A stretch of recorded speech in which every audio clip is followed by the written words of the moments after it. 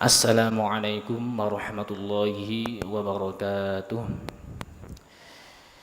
Innal hamdalillah nahmaduhu wa nasta'inuhu wa nastaghfiruh wa na'udzu billahi min syururi anfusina wa min sayyiati a'malina. May yahdihillahu fala mudhillalah wa may yudlilhu fala hadiyalah. Asyhadu an la ilaha illallah wahdahu la syarikalah wa asyhadu anna sayyidina Muhammadan abduhu wa rasuluhu la nabiyya wa la rasula ba'dah. Amma ba'du.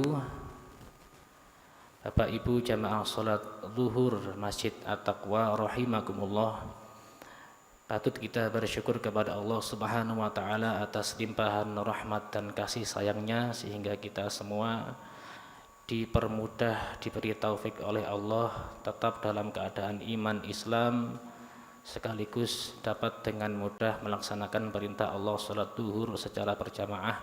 Mudah-mudahan kita senantiasa dikaruniai istiqomah, mudah-mudahan kita diakui sebagai hamba Allah yang solih, solihah, dan diberikan wafat dalam keadaan husnul khotimah. Amin ya rabbal alamin. Bapak Ibu rahimakumullah, pada siang hari ini kajian kita berjudul sujud. Ada yang dianjurkan dan ada yang dilarang. Dalam bahasa sederhananya, sujud itu ada yang legal, ada yang ilegal. Seperti apa yang legal, seperti apa yang ilegal. Oleh karena itu kami bagikan sedikit kertas supaya tidak lupa yang sudah jenengan terima dari Pak Agung. Kita perlu tahu bahwa sujud itu adalah salah satu perbuatan di mana manusia betul-betul menunjukkan sifat kerendahannya.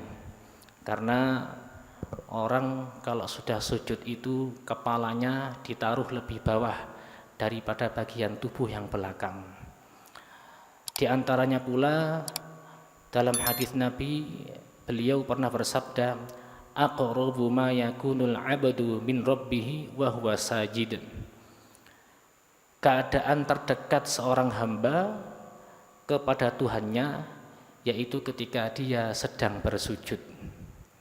Fa'aktsiru ad-du'a, kata Nabi, maka saat sujud perbanyaklah kalian berdoa. Kemudian menurut Hujjatul Islam Al-Imam Ghazali, beliau mengomentari bahwa hadis barusan adalah makna dari surah Al-Alaq yang menyatakan wasjud waqtarib, dan bersujudlah dan mendekatlah. Berarti posisi hamba yang terdekat dengan Allah dalam salat adalah ketika ia sujud.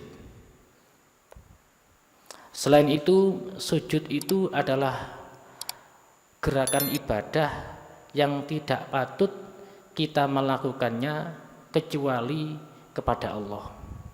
Disampaikan oleh Nabi, la yambaghi ayyasjuda li ahadin illa lillahi rabbil alamin. Tidak sepatutnya, tidak selayaknya seorang hamba bersujud kecuali kepada Allah Rabbil Alamin. Kemudian anjuran untuk memperbanyak sujud pun juga pernah disampaikan oleh Nabi Muhammad, alaika bikathratis sujud. Wajib bagi kalian memperbanyak sujud. Fa innaka lan tasjuda lillahi sajdatan illa rafa'aka Allahu biha darajah. Karena Allah akan mengangkat derajatmu, wa hatta anka biha khati'ah, dan menghapus dosamu. Berarti kalau sujud itu ada di dalam sholat, perintah untuk memperbanyak sujud berarti memperbanyak sholat. Nah, seperti itu. Bapak Ibu rahimakumullah, ada beberapa sujud yang ada dalam syariat. Namun kesemuanya itu bisa dikatakan sujud kalau memenuhi syarat-syarat tertentu. Sujud dalam Al-Quran itu dimaknai dengan bermacam-macam. Pernah malaikat diperintah oleh Allah untuk bersujud ke Nabi Adam. Wa in qulna lil malaikati isjudu li adama fasajadu illa iblis. Nah, Allah pernah merintah ke para malaikat agar malaikat sujud ke Nabi Adam. Ini sujud yang seperti apa? Nah, ini tidak dimaknai sujud yang seperti kita sholat, tidak. Yang dimaksud adalah sujud dalam arti mengakui kelebihan Nabi Adam sebagai makhluk baru yang baru diciptakan oleh Allah. Tetapi kemudian iblis tidak mau bersujud. Ada lagi, sujud itu bermakna pengakuan atas kekalahan, yaitu ketika para penyihir Nabi Musa tersungkur dan mengakui kekalahan. Faulqiyas saharatu sujjadan qalu amanna bi rabbi Harun wa Musa. Saat penyihir Nabi Musa kalah dengan Nabi Musa dalam hal adu kesaktian, Nabi Musa mengeluarkan mukjizatnya, tongkatnya menjadi ular dan memakan ular-ular penyihir, maka para penyihirnya Fir'aun itu kemudian bersujud. Ada lagi sujud yang maknanya mengikuti sunatullah, yaitu ketika Allah berfirman wan najmu wasyajaru yasjudan, bintang dan pohon itu bersujud. Maksudnya bukan sujud tersungkur seperti kita, tetapi ia patuh pada aturan-aturan Allah, sunatullah. Mereka berputar, berevolusi, berotasi misalnya. Nah, itu makna-makna sujud secara bahasa.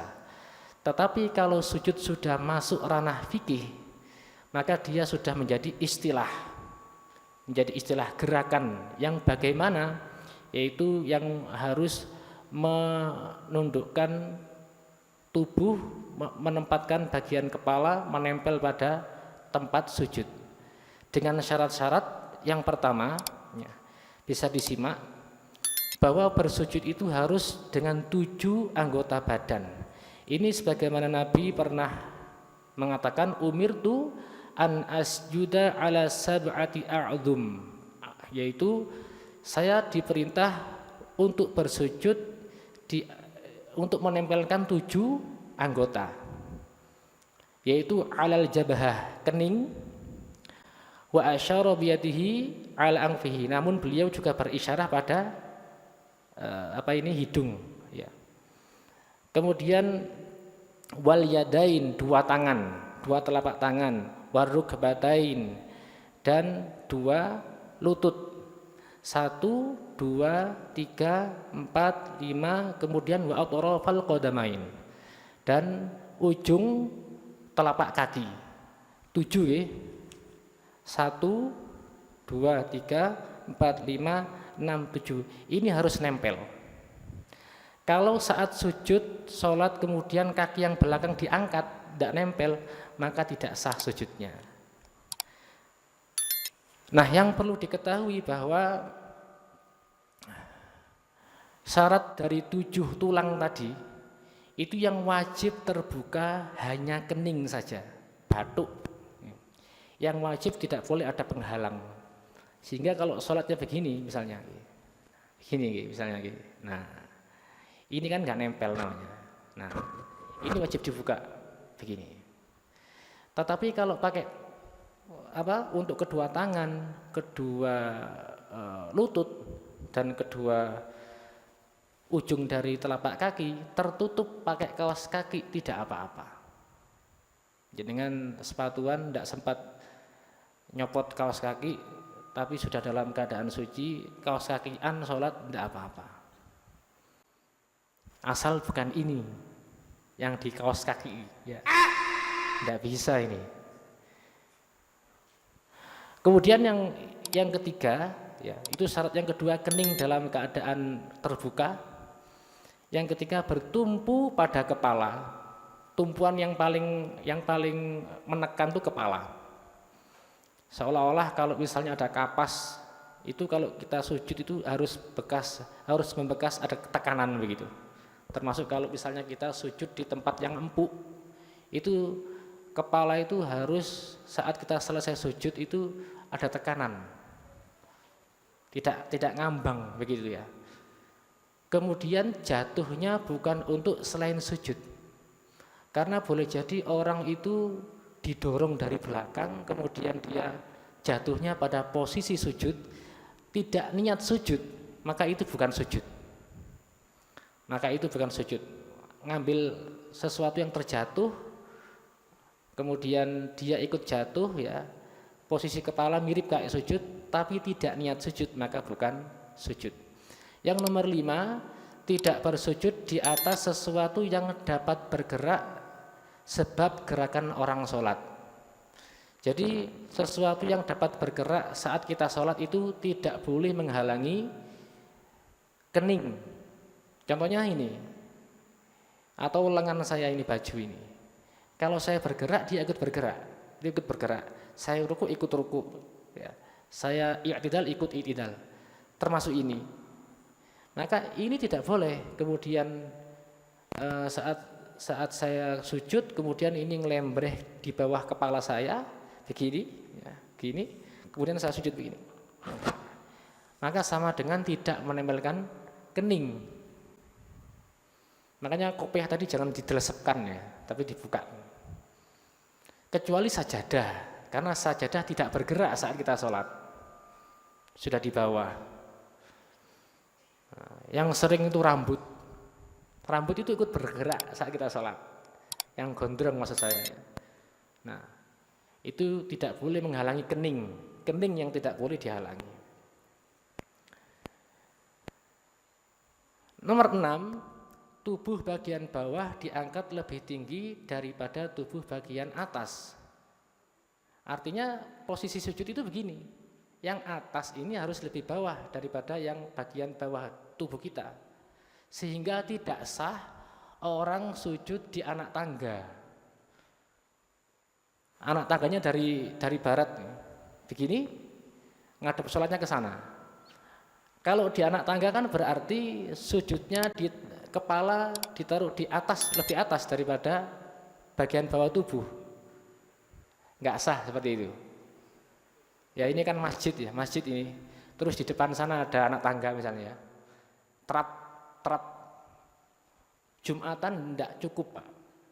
Akhirnya sholat di anak tangga, sujudnya kepala rodok atas begini. Nah gini ya, paham maksud saya nih?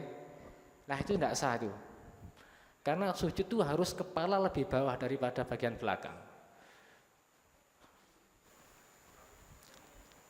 Kecuali anak tangganya lebar ini, ya. Cukup buat orang sujud. Yang saya maksud separuh badannya di bawah, separuh bagian atasnya di depan, sehingga akhirnya posisi kepala tetap lebih tinggi tapi sujud. Nah begitu, itu tidak dianggap sujud. Kemudian yang terakhir syaratnya adalah tumakninah. Setiap gerakan sujud harus disertai tumakninah. Berapa ukuran tumakninah itu? Yaitu ketenangan seluruh anggota tubuh dengan ukuran perkataan subhanallah. Jadi tubuh kita, gerak-gerak kita itu berhenti sejenak. Allahu akbar, subhanallah, Allahu akbar, sami Allah. Nah, berhenti namanya tumakninah. Kalau Allahu akbar, sami Allah, Allah, ini enggak tumakninah. Jadi kalau wot begini enggak tumakninah. Harus berhenti begitu. Itu namanya tumakninah atau tenang dengan ukuran subhanallah. Itu dilakukan di semua sujud. Nah, sekarang kita bahas ada berapa saja sujud yang dibolehkan atau dianjurkan atau legal, resmi, sujud secara resmi. Yang pertama adalah sujud sahwi. Sujud sahwi ini adalah sujud yang hanya bisa dilakukan dalam sholat saja. Dilakukan karena lupa. Hukumnya sujud ini sunnah.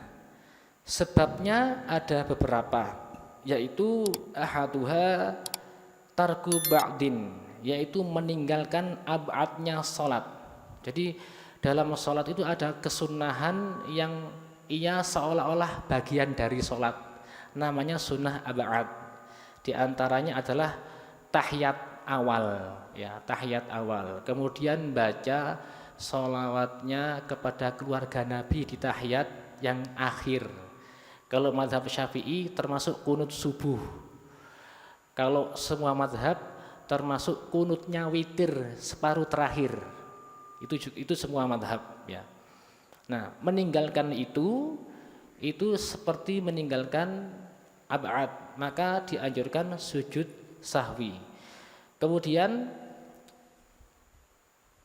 lupa sahwu ma yubtilu amduhu. Fakot, lupa melakukan sesuatu yang akan batal jika dilakukan dengan sengaja. Makan itu kalau sengaja saat sholat itu batal, Pak. Tapi lupa, moro keselilit terus keleleken, seliliti, kan makan itu namanya. Syaratnya lupa dan sedikit. Dulinan selilit kan biar dulinan selilit di walak-walik kali untu biasanya. Terus keleleken. Enggak sengaja, tek langsung melebuh. Nah, lupa enggak sengaja, Pak. Nah, ini maka sunnah melakukan sujud sahwi. Sedikit itu, ya. Kalau banyak enggak mungkin. Minum lupa enggak mungkin, ngangkati masuk ke lupa, ya. Kemudian naqlu qauli ghairi mubtilin, yaitu memindah rukun qauli yang tidak sampai membatalkan. Pernah panjenengan sholat ngelamun, kemudian pas tahiyat baca Fatihah? Pernah enggak? Saya pernah. Pernah apa enggak? Yang ketawa paling pernah. Lu enggak sadar, Pak. Loh, tak sing tak waca kok Fatihah loh. Padahal tasyahud. Ini diantara yang dimaksud di sini. Memindah rukun qauli. Karena Fatihah itu kan rukun qauli, diwaca pas wae tasyahud. Lewali enggak sadar. Asal yang dipindah bukan yang tidak boleh, ya. Itu tidak apa-apa sujud sahwi. Seandainya kemudian lupa enggak baca Fatihah saat berdiri, terus pas rukuk dibaca.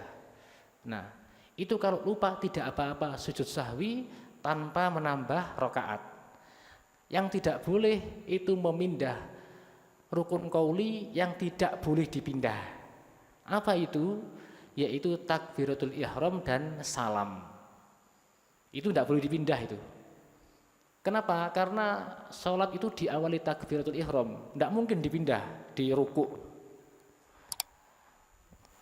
Dan salam itu adalah penutupnya sholat dan tidak mungkin dipindah itu. Tapi kalau yang lain, Fatihah misalnya, tasyahud, ya, itu tidak membatalkan, tapi sujud sahwi.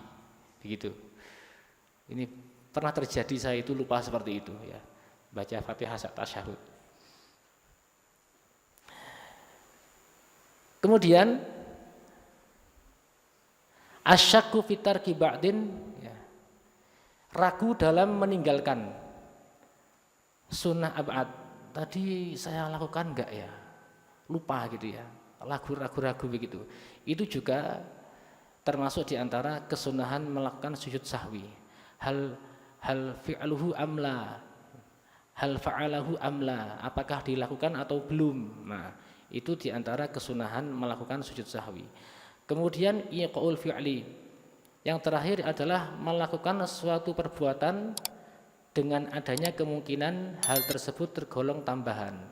Duh, kayaknya rakaat kelima nih, misalnya gitu. 4 apa kayaknya kelima. Nah, seperti itu. itu juga sunnah melakukan sujud sahwi. Pernah ya? Kebanyakan rakaat ya, atau kurang, lupa begitu ya, itu juga tergolong yang boleh sujud sahwi, terutama yang tambahan ya. Maka hikmah diantaranya disabdakan idza syakka ahadukum falam yadri al shalla thalathan am arba'an ya. Ketika kalian ragu, tidak ingat apakah telah melakukan sholat 3 atau 4 rakaat, maka buanglah yang ragu. Antara 3 atau 4 ketika kita lupa, kira-kira yang pasti yang mana? Yang 3, karena 3 wis mesti kelewat. Sing 4 iki sing mbuh iya mbuh ora, ngoten nggih. Maka buang yang ragu, anggaplah 3.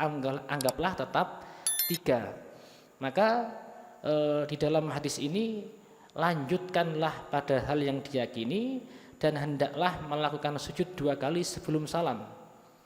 Kalaupun sholat itu sempurna, maka tambahannya tadi dianggap kebaikan. Kalau misalnya pada kenyataannya sakjane wis 4 sakjane, tapi kita yakini 3, maka ketambahan sak rakaat lagi kan 5 berarti ya. Maka itu akan dihitung sebagai pahala. Kalau ternyata yang benar yang 3, kemudian kita nambah 1, maka yang 1 ini menyempurnakan yang 3 tadi. Begitu. Jadi enggak ada ruginya. Itu kalau dalam keadaan lupa ya. Tapi kalau makmumnya yang enggak lupa, imamnya yang lupa, maka makmum tidak boleh mengikuti imam ketika imam mendapatkan rakaat yang kebanyakan. Imamnya naik rakaat ke-5, makmumnya ingat 4, maka tidak boleh ikut naik. Karena yakin 4 sudah. Imamnya yang lupa, biarkan dia naik. Gitu. Nah, kemudian tata cara sujud sahwi, ini keterangannya panjang sekali ya. Saya cepatkan. Ini insya Allah sudah mafhum, dilaksanakan setelah menyelesaikan tasyahud dan sholawat, sebelum salam, kemudian takbir ya, takbir, kemudian sujud membaca subhana man la yanamu wa la yashu, kemudian duduk lagi sejenak, takbir, sujud lagi subhana man la yanamu wa la yashu, kemudian duduk lagi, baru assalamualaikum, assalamualaikum, itu sujud sahwi. Seperti itu. Sujud yang hanya dilakukan di dalam sholat. Ada yang kedua, yaitu sujud syukur yang hanya di luar sholat, hanya di luar sholat. Sebab pelaksanaan sujud syukur itu di sini dikatakan bahwa sujud ini dilakukan lihujumi ni'matin awin difa'i niqmatin ya. Karena datangnya nikmat yang mendadak atau terhindar dari bahaya, aw ru'yati mubtala au fasikin ya. Atau dia itu melihat orang yang kena musibah tapi dia enggak kena musibah, kan begitu. Atau dia melihat orang fasik, orang yang melakukan dosa terang-terangan, dia tidak, maka dia boleh bersujud syukur. Maka malah di sini dikatakan dianjurkan sujud syukur di depannya si fasik. Ya, kalau tidak berbahaya. Kalau berbahaya jangan. Itu alasan-alasan bolehnya melaksanakan sujud syukur. Syaratnya seperti wasyartuha kasolatin, syaratnya seperti sujud dalam sholat, sama. Maka sujud syukur itu dianggap sah dalam keadaan bersuci, nutup aurat, menghadap kiblat, ya, menghadap kiblat, tidak bicara dan meletakkan dahi yang terbuka. Tadi batuk tadi harus terbuka. Kemudian harus ada tekanan di atas tempat yang tidak ikut bergerak. Nah, begitu. Tata caranya berdiri atau duduk, kemudian takbir, takbirnya tanpa angkat tangan, ya. Langsung takbir, Allahu Akbar, turun sujud, membaca doa sajada wajhiyya, ya, di halaman selanjutnya itu sajada wajhiyya lilladzi khalaqahu wa sawwarahu wa syaqqa sam'ahu wa basarahu bihaulihi wa quwwatihi fatabarakallahu ahsanul khaliqin. Kemudian langsung duduk seperti duduk tahiyat atau duduk yang di antara dua sujud, kemudian salam, assalamualaikum warahmatullah, assalamualaikum warahmatullah. Jadi seperti itu, tidak seperti yang ngegulno bal-balan ya, gul sujud nggak tahu sujud apa. Nah, atau dapat apa ya, dapat nikmat apa langsung sujud di tempat begitu ya, entah itu sujud apa, nanti akan kita bahas. Pernah ya tahu ya, dapat pengumuman undian, Anda dapat undian mobil, langsung sujud di tempat. Gue katoan cekak, gak wudu, gak ngadep kiblat, sak tepake sujud. Ada seperti itu ya. Nah, selanjutnya yang ketiga, sujud tilawah, yaitu sujud yang bisa dilakukan di dalam dan di luar sholat. Untuk siapa sujud ini? Ini sujud sunnah dilakukan karena membaca atau mendengar ayat-ayat sajadah, ayat-ayat sajadah. Kita yang baca atau kita yang mendengar, maka sujud ini sunnah dilakukan. Hikmahnya adalah sebagaimana yang disampaikan dari hadis yang tertulis, yaitu idza qara'a ibnu adam as-sajdata fasajada. Ketika anak Adam membaca ayat sajadah, dia kemudian bersujud, maka setan menyendiri dan menangis. I'tazala syaiton yabki. Kemudian dia berkata, yaqulu ya wailah umira ibnu adam bisujud fasajada. Celaka, anak Adam diperintah sujud, dia pun bersujud. Falahul jannah, maka baginya surga. Kemudian setan melanjutkan omongannya, wa umirtu bisujud fa abaitu faliyan nar. Lah aku diperintah sujud, tidak mau sujud, maka bagiku neraka. Kata setan seperti itu. Kemudian tata cara sujud tilawah, ini yang perlu diketahui, jarang dipraktekkan ya di dalam sholat. Kalau sholat, maka caranya adalah kalau kita sholat itu dua kemungkinan. Kalau kita makmum berarti kita mendengar, kalau kita imam kita baca. Caranya adalah ketika menyelesaikan ayat sajadah. Contoh ya, kalla la tuti'hu wasjud waqtarib. Itu surah Al-Alaq akhir itu ayat sajadah. Jadi itu sunnah sujud, baik yang imam atau makmum. Ya, setelah wasjud waqtarib maka langsung sujud, Allahu Akbar, sujud.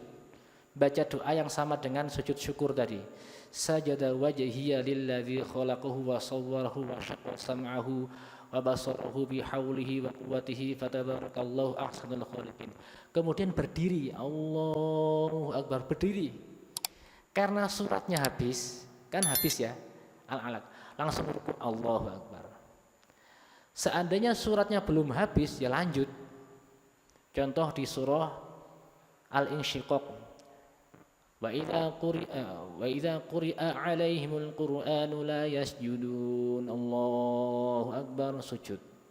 Sajada wajhiyah sampai akhir, terus kemudian berdiri lagi. Allahu Akbar. Nah, gitu. Melanjutkan. Balil ladzina kafaru yukadzibun wallahu a'lamu bima yu'un fabashshirhum bi'adzabin alim illal ladzina amanu wa 'amilus solihati lahum ajrun ghairu mamnun. Allahu Akbar, ruku. Gitu.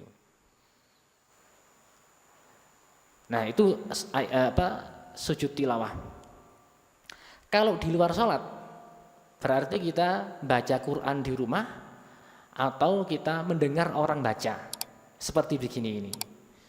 Dengar ada orang baca ayat sajadah, kita dengar dengan jelas, maka syaratnya harus dalam keadaan suci. Kemudian ngadep kiblat, boleh diawali berdiri atau duduk. Kalau duduk berarti ya begini. Ini aja. Ngadep kiblat tapi. Allahu Akbar dulu begini, kemudian sujud. Ya. Membaca sajadah wajhiyah. Setelah selesai sujud, duduk lagi, diam sejenak. Assalamualaikum warahmatullah, assalamualaikum warahmatullah. Itu sujud tilawah. Maka kalau Kalau yang paling sering di antara dua, antara dalam sholat dan di luar sholat, yang sering dipraktekkan yang di dalam sholat. Ya. Kalau jenengan ke Mekah pasti nggak bilang-bilang di sana, langsung sujud gitu aja. Kalau di tempat saya itu masih bilang saya, nanti kita akan sujud di rakaat pertama begitu. Atau rakaat kedua. Makmum yang belakang paham. Kalau lama-kelamaan kemudian imamnya punya rutinitas baca surat ini misalnya, pasti makmum paham kalau nanti sujud.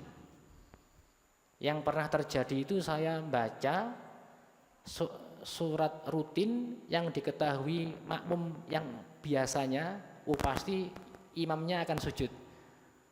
Dilalah ada orang musafir ikut jamaah di belakang. Jadi saya sujud tilawah, Allahu Akbar, belakang rame, subhanallah, subhanallah. Enggak cuma sekali, ngotot sampai lama. Padahal yang belakang saya pas tuh diem aja, ikut sujud. Yang belakang ya subhanallah, subhanallah, subhanallah. Enggak, mari-mari. Ternyata kemudian setelah sholat saya dicegat, Pak Ustadz tadi sujud apa?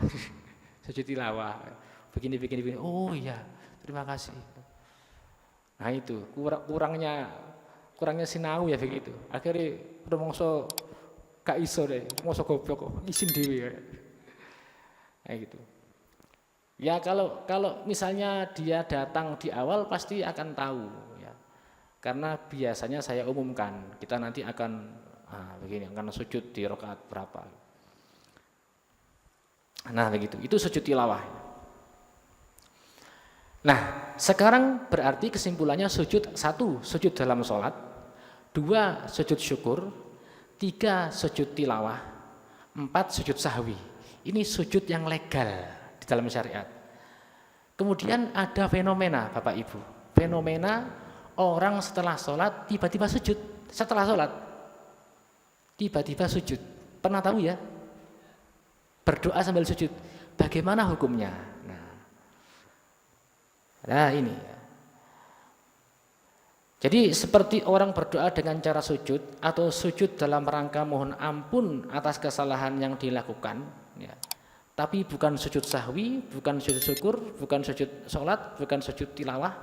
Maka para ulama fikih itu pernah menulisnya, pernah menulis hukum itu, yaitu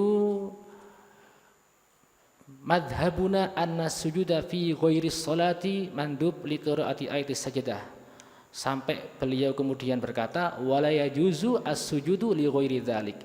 Tidak diperkenankan sujud selain 4 tadi. Tidak boleh. Sujud salat, tilawah, syukur dan sahwi. Tidak ada sujud selain ini. Kemudian Syekh Sulaiman dalam Al-Bujairimi, beliau mengatakan apabila seseorang mendekatkan diri walau taqarraba ilallahi bisajdatin au biruku'in, apabila ada orang ingin mendekatkan diri kepada Allah dengan cara ruku' atau sujud, tapi enggak sholat ya, moro-moro ruku' begitu, tiba-tiba kemudian ruku' begitu saja, atau sujud min ghairi sababin, tanpa sebab-sebab tadi, bukan sujud syukur, bukan sahwi, bukan tilawah.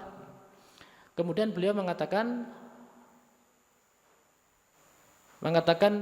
minal asbabil madhkura wa ghairiha wa hiya sajdat tilawah wa syukri wa sahwi haruma. Maka haram yang seperti itu. Walau kanat as-sajdatu ba'da shalah. Meskipun sujud itu dilakukan selesai sholat. Tidak boleh. Ini yang saya katakan yang dilarang ya. Kenapa? Karena sujud itu sudah menjadi istilah, gerakan yang tertentu. Kemudian dia itu menjadi gerakan sholat, termasuk ruku. Maka dalam kaidah usul fikih itu al-aslu fil ibadah, yaitu hukum asal dalam ibadah itu haram. Hukum asal dalam ibadah itu haram kecuali ada dalil-dalil yang memerintahkan.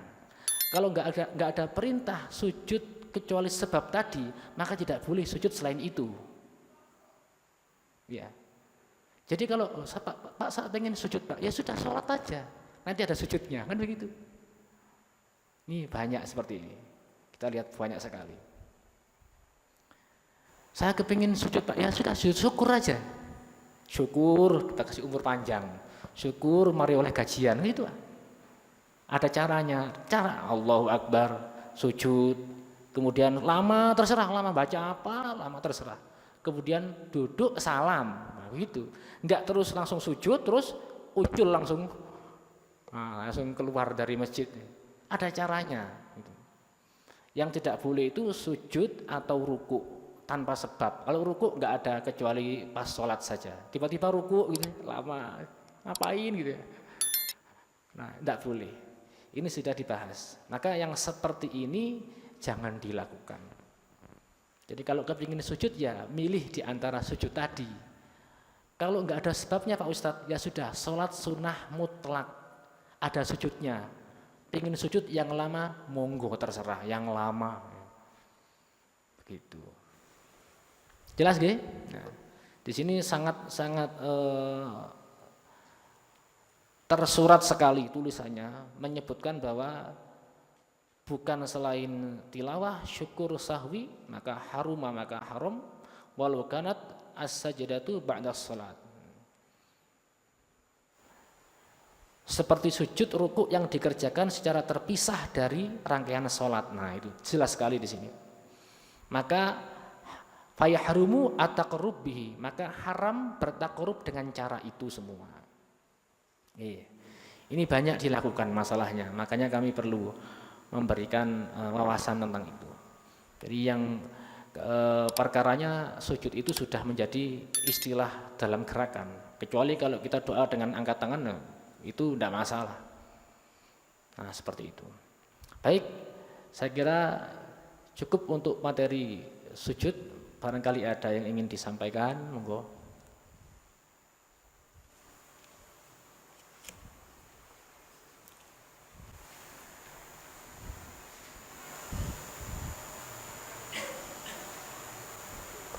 Tidak ada?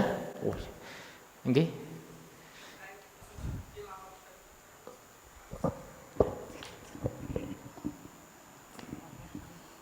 Assalamualaikum Waalaikumsalam. warahmatullahi wabarakatuh. Terkait sujud tilawah tadi. Nggak usah Pak. Nggih.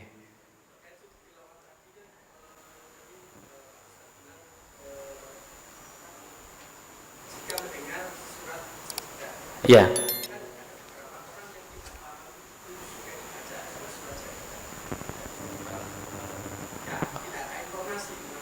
Ya. Ya.